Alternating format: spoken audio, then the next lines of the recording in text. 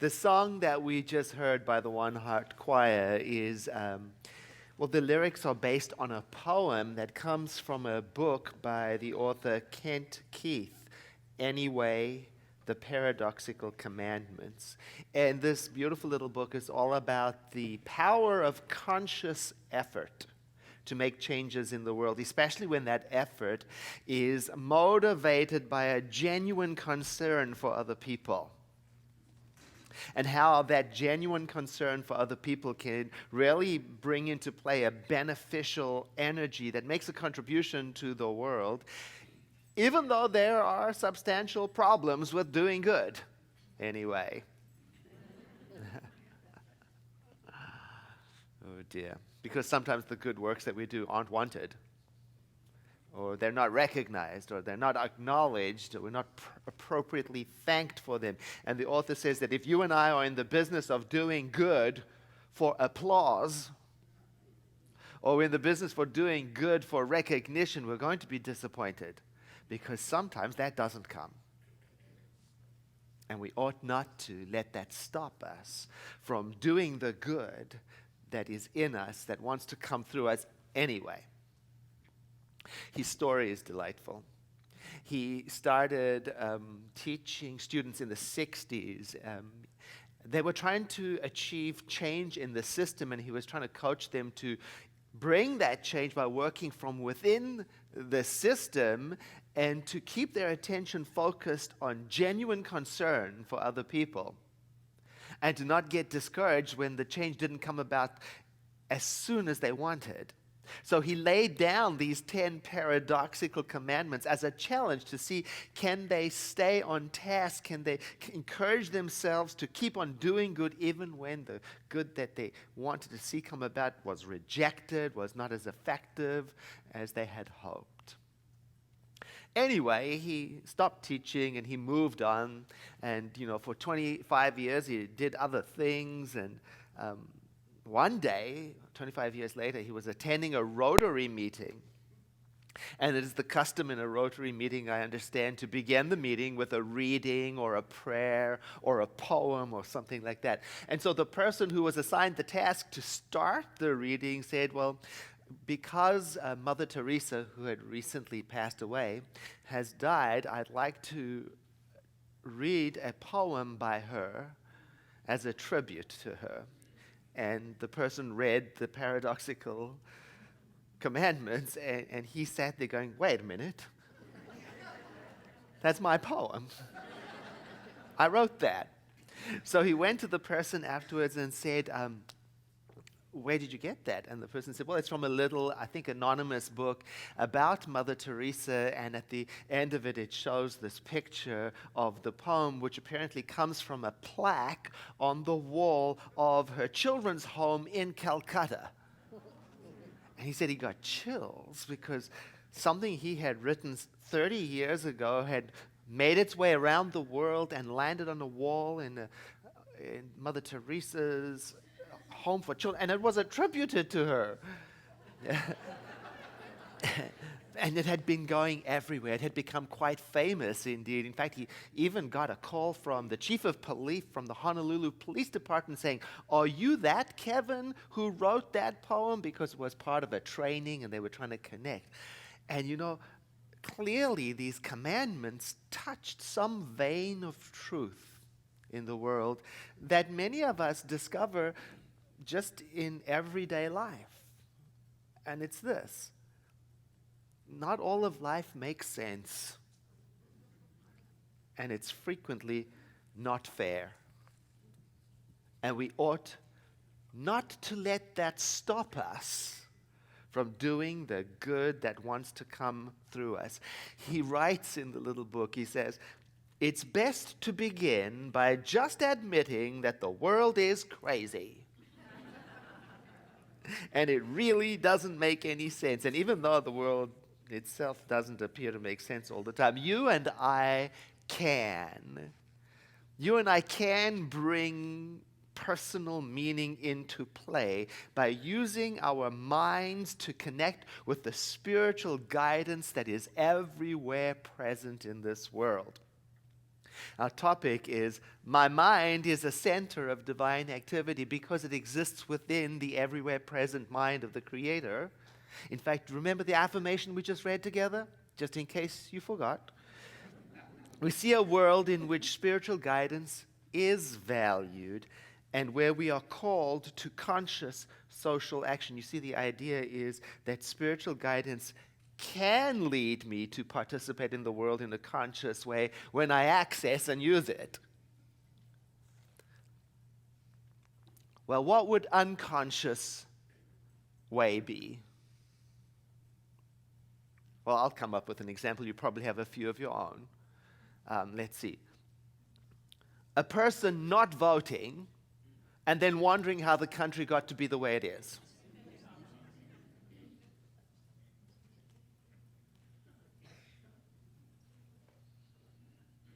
A person not paying attention to how they use their words, speaking to people, and then wondering how it is that things get to be the way they are in interpersonal relationships. So let's look at what conscious may mean. It can mean mindful, awake, sensible, aware, alert. It can mean that I notice what is going on around me. I don't just ignore the world around me. I don't just simply believe what I'm told without checking if it's true. I don't just go along with the way things are because that's how they always have been. No. See, conscious to me means becoming really clear that my mind is a center of divine activity inside of the infinite energy of creation itself and then acting accordingly. It's realizing that not only is what is going on in my mind important, in addition to that, realizing that I have the power to have an independent opinion. I have the power to make changes in my life and in the world. I have the power to step outside of the group mind and think for myself. I even have the power to step out of my own ego desires and think of others. I have the power to examine my own prejudices and reactions.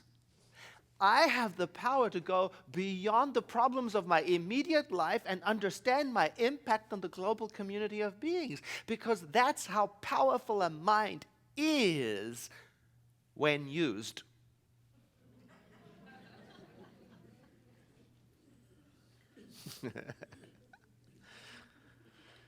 So when I use my mind to connect with the guidance of spirit, that is how I show that I value spiritual guidance. Because, I don't pay no mind to things I don't value. So if I say, like we said a moment ago, perhaps you said it too in the affirmation, that I value spiritual guidance, well, then it's going to show. I'm going to connect with it. I'm going to consult it. I'm going to refer to it. I'm going to ask myself frequently, what would spiritual guidance have me do here? Now, if that seems too vague, another word for spirit is love. It's a synonym. I could ask myself the same question. What would love have me do here? And when I take time to listen to that, love, it will not lead me into unconscious social action. It will not let me act in a way that is contradictory, even though we heard in the song that sometimes people are contradictory. Other people.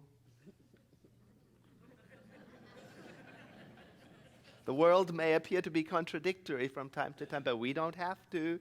We don't have to be that way. Especially if I take the time to tune in and to listen to and to consider the voice of love. What would love have me do? Or if you don't like the word love, maybe that's not right for you. You can find another synonym, goodness. Call it goodness. What would goodness have me do here? Then I would be practicing acting consciously, not reactively, not without due consideration.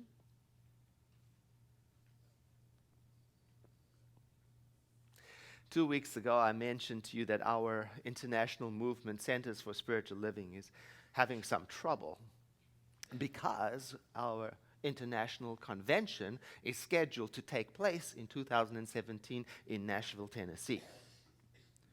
And the governor of Tennessee, Bill Haslam, signed a bill into law allowing mental health professionals to deny service to lesbian, gay, bisexual, and transgender patients if such people conflict with the professional's religious conviction.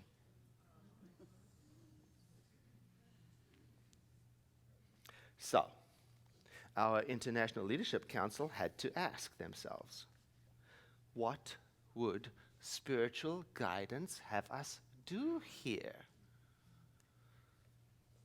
Will we be effective sitting inside of a hotel doing business? So after sitting with the question, the council determined that it would be inappropriate for us as a movement to hold a convention in a place that lawfully allows discrimination against any people of any shape, size, color, persuasion, or religion.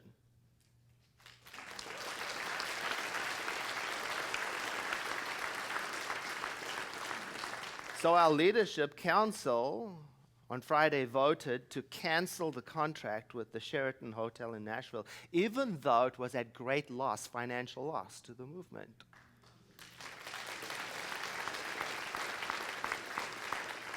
You know, sometimes making the right choice is expensive. Do it anyway.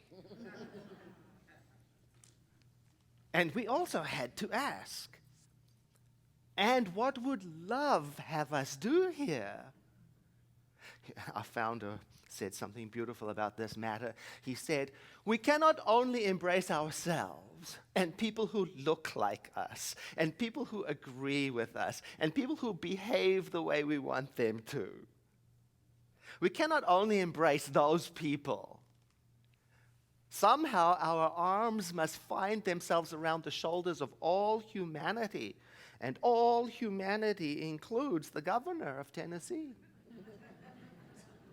and the people of Tennessee. So to make sure we don't slip into adversarial us and them relationships in our mind, to make sure we don't slip into the habit of demonizing others for making decisions we don't agree with, our leadership council is exploring a strategic alliance event that they can have with advocacy groups, civic leaders, and even objecting voices from Tennessee to try and engage in meaningful dialogue about what does it look like every day to work together towards a world that works for everyone. They're working on that.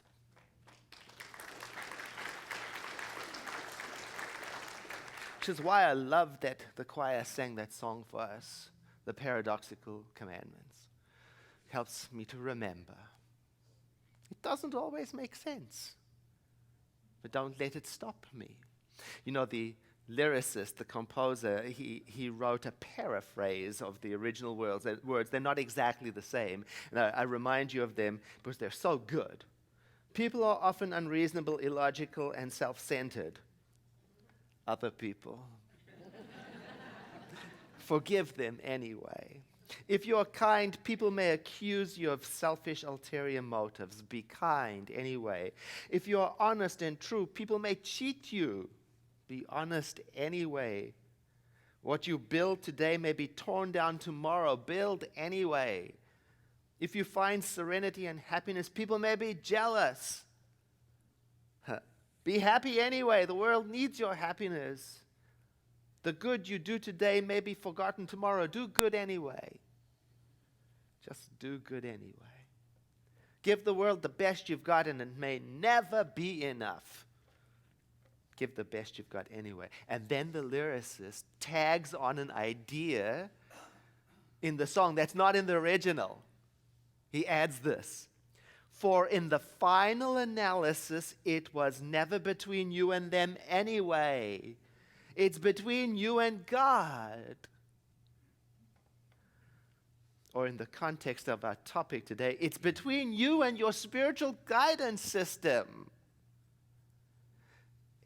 It's about your answer to the question, what would love have me do here? Because that's why you do what you do. See, the way I understand it is that we can't let other people's choices become our reason for withholding love.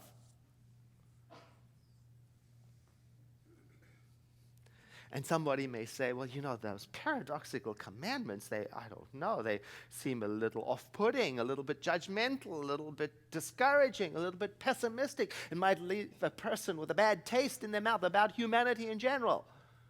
Could make things get worse. My response is that if you and I do the anyway part of the commandments, as the commandments suggest, we will find that we would not be able to maintain an adversarial, them, us, judgmental attitude towards humanity anyway. Because if you think about it, the commandments are asking us to forgive, to be kind, to be honest, to build, to be happy, to do good, and to give the world the best we've got.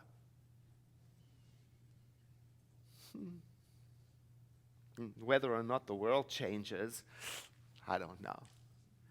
But we will be in sync with our spiritual guidance system, I guarantee it. I guess it's about accepting people and things just the way that they are, and you know the rest. And just the way they are not, and just the way they are not ought not to let us stop from expressing our service to the world through volunteering, through being generous, through being kind, through helping, through participating, through sharing.